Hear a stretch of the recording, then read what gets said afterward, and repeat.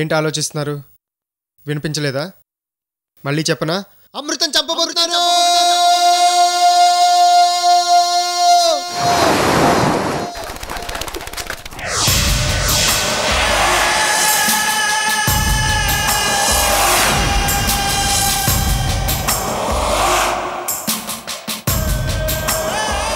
అది స్కెచ్.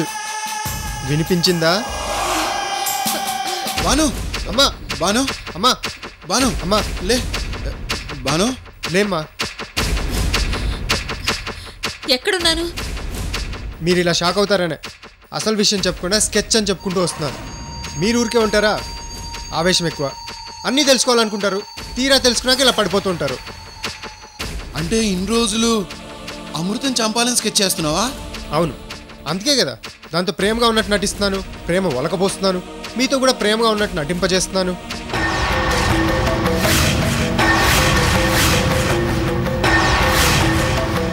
నాన్న వికాస్, నువ్వు చేసేది రైటేనా? రైటా రాంగా అని ఆలోచిస్తే చాలా కష్టం. అమృతని పెళ్లి చేసుకుంటే 100 కోట్లు రావు, కానీ నాకు 100 కోట్లు కావాలి.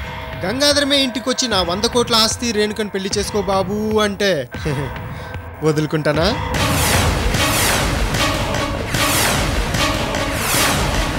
నా కళ్ళ రేణుక, నా గమ్యం 100 కోట్లు. డబ్బు కోసం నేను ఏదైనా చేస్తాను. అందుకే అమృతం చంపాలనుకుంటున్నాను. అదంతా ఈజీగా అవుతుందా? ఈజీ కాదు, అందుకే స్కెచ్ వేశాను.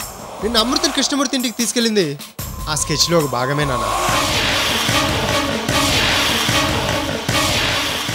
అక్కడ కృష్ణమూర్తి అందరి ముందు పరుగు పోయిందన్న కోపంతో అమృతం చంపేస్తానని గొంతు పట్టుకొని ఊగిపోయాడు. అలా ఊగిపోయేలా ప్లాన్ చేసి రెచ్చగొట్టింది నేనే. ఆ కాలనీలో వాళ్ళందరూ ఆ దృశ్యాన్ని చూశారు. రేపు అమృతం మనం ఇదే స్పాట్లోంచి తోసి చంపేస్తాం.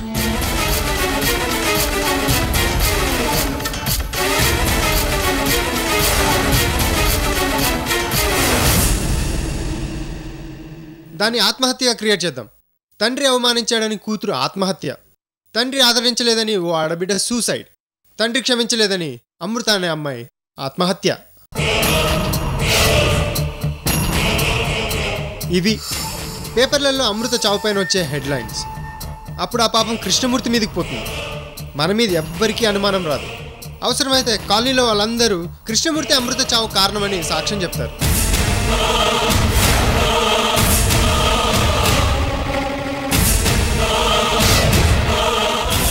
అప్పుడు 100 కోట్లతో పాటు అమృత పేరు మీద ఉన్న 5 కోట్లు మనవే. 1 షాట్ అట్ 2 బర్డ్స్. టోటల్గా 105 కోట్లు మనవే. మరి తాతయ్య సంగతి? పిచ్చి తాతయ్య అమృతను పెళ్లి చేసుకుంటానని బొట్టు పెట్టిన సెంటిమెంట్కే మన బుట్టలో పడిపోయాడు. అమృతను ప్రాణంలా చూసుకుంటున్న మనం ప్రాణం ఎలా తీస్తామని అస్సలు ఆలోచించాడు. అంతెందుకు, నా గురించి అన్నీ తెలిసిన మీరే అమృతం చంపుతానంటే నమ్మలేకపోయారు. తాతయ్య అంతే. ఒరే నాన్న, నువ్వు చాలా దుర్మార్గుడురా. అసలు మా కడుపుని ఎలా పుట్టావురా? ఇందులో దుర్మార్గం ఏముందమ్మా? నథింగ్.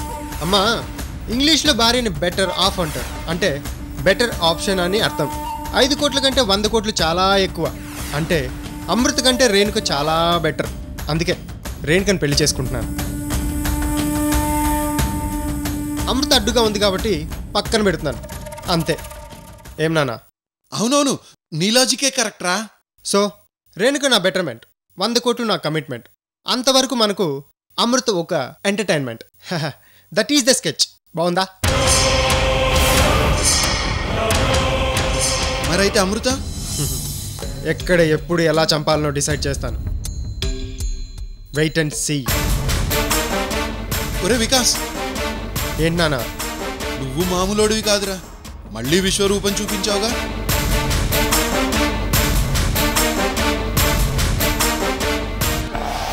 బాను, ఇప్పుడు అర్థమైందా స్కెచ్ అంటే ఏంటో?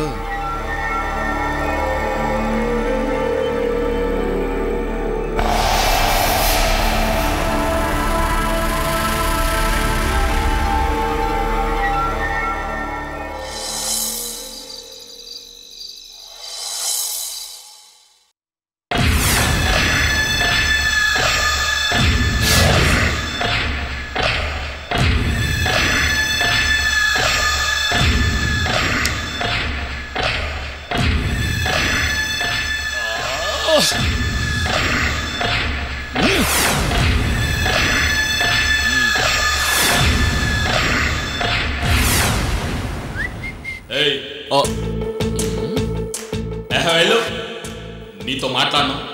నువ్వు ఒక పెద్ద వేస్ట్ క్యాండిడేట్. నువ్వు అలా డిసైడ్ చేసేయాలా? నేను సిన్సియర్గానే ట్రై చేస్తున్నాను కదా. తొక్కలో ట్రైల్స్. వెనక నుంచి తాళి కట్టడం ఒక ప్లాను, జీలకర్ర బెల్లం పెట్టడం ఇంకో ప్లాను. అంతేగా? అంతే. సుబ్బలక్ష్మికి నాకు వెడ్డింగ్ యోగం లేదని కోయదోర చాలా స్ట్రాంగ్ గా చెప్పాడు. వాడు స్ట్రాంగ్ అని చెప్తే నువ్వు సైడ్ అయిపోతావా? సుబ్బు వెడ్స్ అవుతా అని చూసుకోవాలని లేదా? ఉంది, కానీ కాంపిటీషన్ చాలా టఫ్ గా ఉంది. అరెచ్చి నోర్మై. ఆ వెంగయ్య కూడా కాంపిటీషనేనా? ఒరే పార్ట్ 1 అవుతా, ఇక నీ వల్ల కాదు అని తెలిసిపోయింది. ఇక నేను రింగులోకి దిగుతాను. సుబ్బలక్ష్మి ఫింగర్కి రింగు తొడిగే ప్లాన్ వేస్తా. నువ్వు సైడ్ అయిపో. నా సంగతి నీకు తెలుసుగా. అవతార్ పార్ట్ 2 దిగాడంటే బీభత్సం భయానకమే. వెయిట్, ఇప్పుడు కత్తి లాంటి అటెంప్ట్ చేయబోతున్నా. రేపటంటా? అవును. Very good. ఇప్పుడు కోయిదర జాతకానికన్నా నువ్వు స్ట్రాంగ్ గా ఉన్నావు. తాలిబొట్టు జీలకర్ర బెల్లం సెంటిమెంట్ కన్నా శీలం సెంటిమెంట్ చాలా గొప్పది. సుబ్బలక్ష్మిని రాత్రికి కుర్రు తెల్లవారగానే అక్క బావ మొర్రు. ఆ తర్వాత సుబ్బలక్ష్మికి నాకు కుర్రాయ నమః. ఎలా ఉంది ప్లాను? సూపరు. ఇది కొంచెం వాంటెడ్ గా ఉంది కదూ? వాంటెడ్ కదా, వైలెంట్. ఏదో ఒకటి ప్లాన్ వచ్చింది కదా అని చెప్పాను. ఆలస్యం ఎందుకు? ఫాలో అయిపో. All the best. Thank you. Avataram part 2. Bye.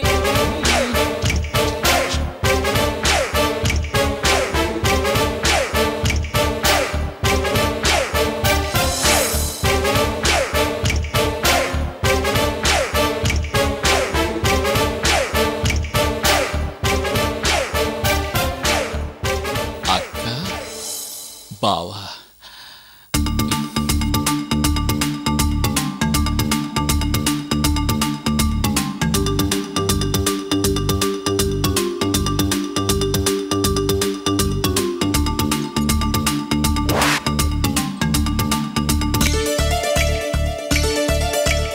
అమ్మయ్య, పడుకున్నారు.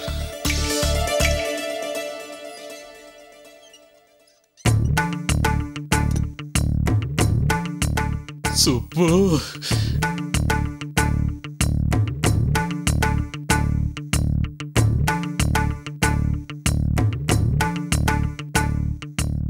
Subbu, ya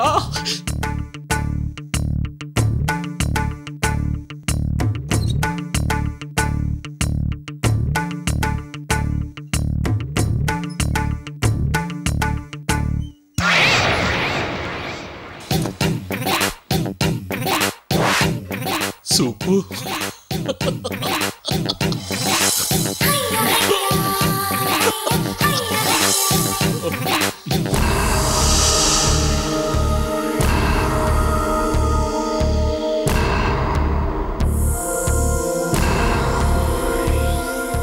Subbu, my dear Subbu.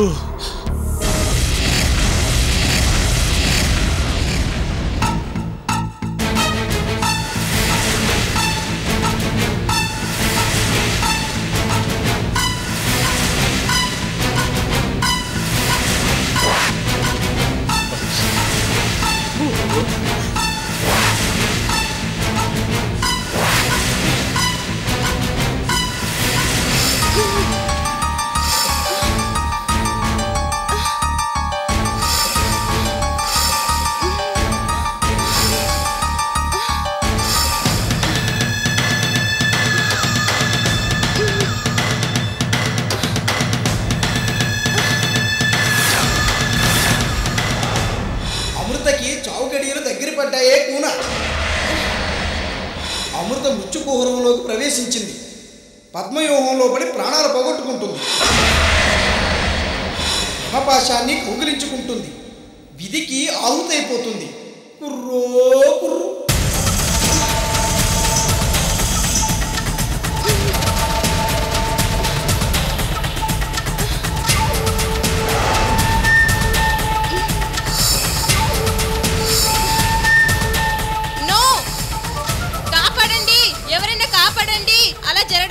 వీల్లేదు, కాపాడండి.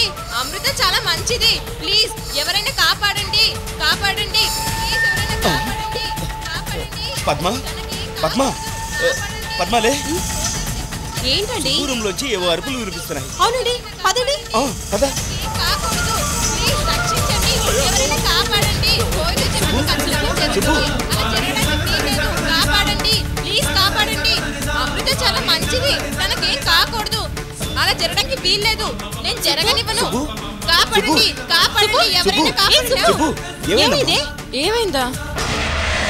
ఏదైనా పీడకలు వచ్చిందా? మంచిది తాతవా?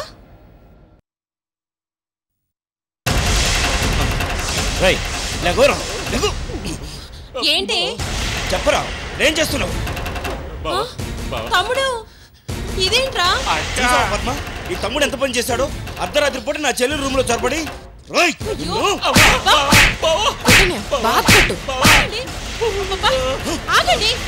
ఎంత ధైర్యం వీడికి, నా రూమ్ లోకి వస్తాడా? వాడేం తప్పు చేశాడు? వాడు చెప్పేది వినండి ముందు. రాస్కెల్, ఇంకా వినడం ఏంటి? అయ్యో బావా, నేను సుబ్బలక్ష్మి రూమ్కి వచ్చిన మాట నిజమే, కానీ నేను సుబ్బలక్ష్మిని ఏమి చేయలేదు.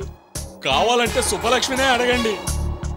ఏవే సుబ్బు, నా తమ్ముడు నిన్నేమన్నా అన్నాడా? చెప్పమ్మా, వీడి తోలు ఒలిచేస్తాను. అలాంటిదేం లేదన్నయ్య. చూసారా? మరి కేకలు ఎందుకు పెట్టావు? అంటే నా కల్లో కోయిదురా అమృతకి చావుగడిలు సమీపించాయని చెప్తున్నాడు. కర్మ, ఆ భయంతో పీడకలు వస్తుంటే ఉలికి పడలేచానన్నయ్య. చూసారా, నా తమ్ముడిని అనవసరంగా కొట్టి అవమానించారు. అర్ధరాత్రి లేచి కోయిదొర గురించి కలవరిస్తుంటే ఏం జరిగిందో ఏమో అని వాడు చూడ్డానికి వచ్చుంటాడు. మీరేమో వాడి మీద అభాండాలు వేస్తున్నారు. అవును బావా, అక్క చెప్పినట్టుగానే సుబ్బలక్ష్మి కేకలేస్తుంటే మీలాగే నేను వచ్చాను. మరి బెడ్షీట్ ఎందుకు కప్పుకున్నావు? సుబ్బలక్ష్మి అరుపులకు భయంతో గుండె జారిపోయింది బావా. ఒరే తమ్ముడు, నువ్వు ముందెళ్ళి పడుకోరా. అలాగే అక్క. బావా good night. Subbu good night.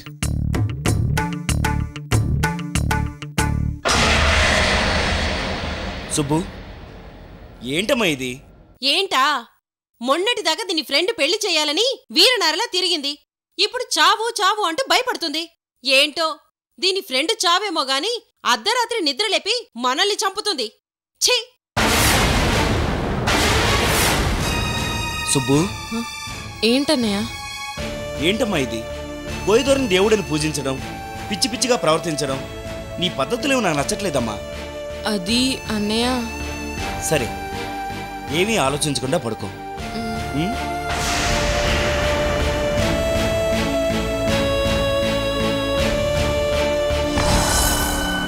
యదవాని యదవా, ఇలాంటి దరిద్రమైన ఐడియాలు వేసేటప్పుడు నాకు ఒక మాట ముందు చెప్పాలి కదరా. వైలెంట్ ఐడియా నువ్వు వద్దంటావని నీతో చెప్పలేదక్కా. సరే, ఇంకెప్పుడు ఇలాంటి వెధవ పనులు చేయకు. ఆయనకి ఇలాంటివి అస్సలు నచ్చవురా. జాగ్రత్తగా ఉండు. యదవేష లేకుండా ఎల్లి పడుకో. పడుకో. యదవాని యదవా.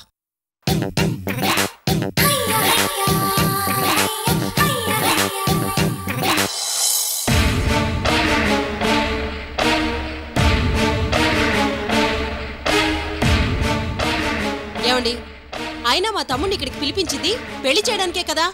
ఆ పెళ్ళేదో చేసేస్తే అర్ధరాత్రి అంకమ్మ శివాలు అన్నట్లు ఈ గొడవలే ఉండవు కదా.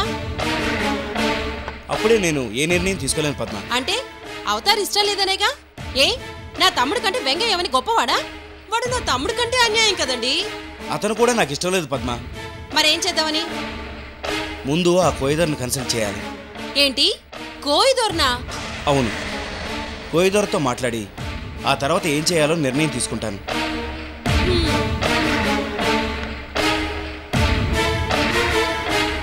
చెల్లెలి పెళ్లి చేయరా మగడా అంటే కోయిదొరని కన్సల్ట్ చేస్తానంటాడేంటి? కోయిదొరని? కోయిదొర పిచ్చి చెల్లెలికే కాదు అన్నయ్యకి పట్టినట్టుంది. అంతా నా కర్మరా బాబు, కర్మ. చిచ్చి.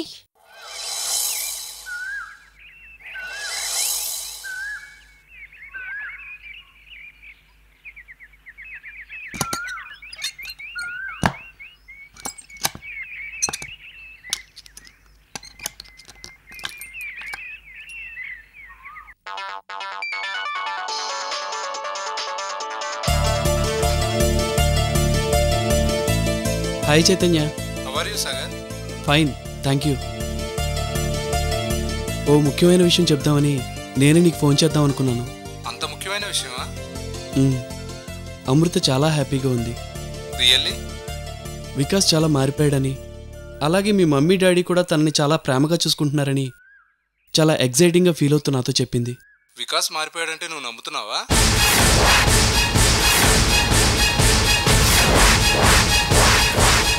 హలో సాగర్, ఏంటి మాట్లాడావు? నాకొచ్చిన డౌటే నీకు వచ్చిందా? నేను క్యాజువల్గా థింక్ చేసి చెప్పాను. నీ డౌట్ ఏంటి? మారిపోలేదనే? ఖచ్చితంగా చెప్పలేను. 50-50. అదేంటి? వికాస్ మారిపోయాడంటే అమృత అమాయకురాలు కాబట్టి నమ్మింది. కానీ తాతయ్య అంత ఈజీగా వికాసం నమ్మరు కదా. ఆయన నమ్మాడంటే 50% ఛాన్స్ ఉంది. మరి మారలేదనేది? వికాస్ రేణుక కోసం ఎన్ని నీచమైన ప్లాన్లు వేశాడో నాకు తెలుసు. అలాంటిది రేణుకని కాదని అంత ఈజీగా అమృత విషయంలో మారాడనడానికి గ్యారంటీ ఏముంది? నువ్వన్నదే నిజమే. బట్ వికాస్లో చేంజింగ్కి మెయిన్ రీజన్ ఒకటే. నువ్వు తాతయ్య ఎక్కడ పోలీస్ కేసు అంటారోనని మొత్తానికి భయపడి మనసు మార్చుకున్నట్టున్నాడు. అది కూడా కరెక్టే కావచ్చు.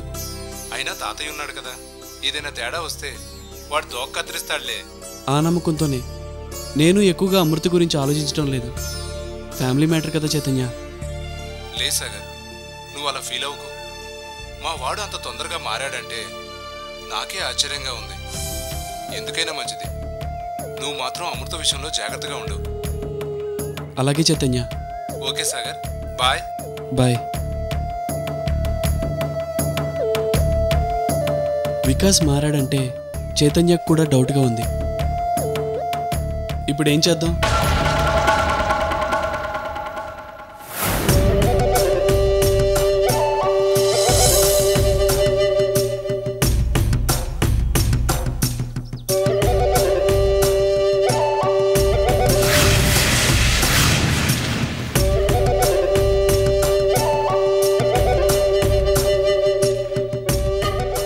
సుబ్బలక్ష్మి పూజ చేసింది ఇతని పూటకి.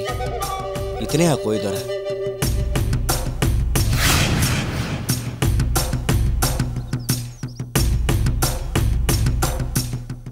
ఒక్క నిమిషం. అమ్మయ్య, ఆకలి పోయాక అన్నం, వయసు అయిపోయాక పెళ్ళి దండక్ కదండి. ఏదో సమయానికి 2 ముద్దలు తినాలి కదా. కూర్చోండి. కుర్రో కుర్రు, అంబ పలుకు జగదంబ పలుకు, కంచి కామాక్షి పలుకు, మధుర మీనాక్షి పలుకు, బెజవాడ ఆపండి. నేను మీ దగ్గర జాతకం చెప్పించుకోవడానికి రాలేదు, మీతో మాట్లాడదామని వచ్చాను. నా పేరు శేఖర్, సుబ్బలక్ష్మికి అన్నయ్యని. కుర్రో కుర్రు, ఆ సుబ్బలక్ష్మి కూన అన్నయ్య? సంతోషం, చెప్పండి. కోయిదోరా, నువ్వు చేస్తున్నది మంచి పద్ధతి కాదు. సుబ్బలక్ష్మి అమాయకురాలు, పెద్దగా తెలివైన పిల్ల కాదు. ఏం చెప్తే అది గుడ్డిగా నమ్ముతుంది. కుర్రో కుర్రు, మీరు మాట్లాడేది దేని గురించి? నీ జాతకాల గురించి, నీ జాతకాలను గుడ్డిగా నమ్మే సుబ్బలక్ష్మి గురించి. అయినా ఊళ్ళో వాళ్ళ జాతకాలన్నీ సుబ్బలక్ష్మి దగ్గర ఎందుకు చెప్తున్నావు? తనంత డిస్టర్బ్ అవుతుందో తెలుసా? కుర్రో కుర్రు, ఊళ్ళో వాళ్ళ జాతకాలు సుబ్బలక్ష్మికి నేను ఎప్పుడూ చెప్పలేదే. ముందు నేను చెప్పేది వినండి. సంవత్సరం నుండి అమృత, రేణుక, వికాస్ అంటూ రోడ్లపైన పిచ్చి పిచ్చిగా తిరిగి చదువు పాడు చేసుకుంది. మొన్న ఢిల్లీలో గత్తరపిత్తర జరుగుతుందని ఇంట్లోంచి బయటికి రాకుండా రూమ్లోనే ఉండి పిచ్చి పిచ్చిగా మాట్లాడుకుంటుంది. అది చూసి భయపడి హాస్పిటల్ కూడా తీసుకెళ్ళాం. ఆడపిల్లలకు పెళ్లిళ్ళ గురించి పిచ్చి పిచ్చి ఆలోచనలు ఉంటాయి. భవిష్యత్తులో వెంగయ్యని భర్తని చెప్పడం తప్పు కదా? అసలు వాళ్ళకి ఎలాంటి భర్త కావాలో మాకు తెలుసు, నీకేం తెలుసు? పెద్దలం, మేము ఆలోచించాలి, చూడాలి, అప్పుడు పెళ్లి చేయాలి. నువ్వు ఇలా వాడే నీ మొగుడని చెప్తే అసలు ఎలా చెప్తావా నువ్వు? ఏ ఆడపిల్లకి ఎలాంటి భర్త వస్తాడో నీకు తెలిస్తే చెట్టు కింద కూర్చోవడం ఎందుకు? కోయిదొర మ్యారేజ్ బ్యూరో అని పెట్టాల్సింది. సరే, మొన్నటిదాకా పెళ్లిళ్ళ గురించి చెప్పావు. ఇప్పుడు ఎవరు చేస్తారో చెప్తున్నావంట? రాత్రులు ఉలికి బడి పిచ్చి దానిలా అరుస్తుంది. అసలు నువ్వు చెప్పేది నిజమేనా?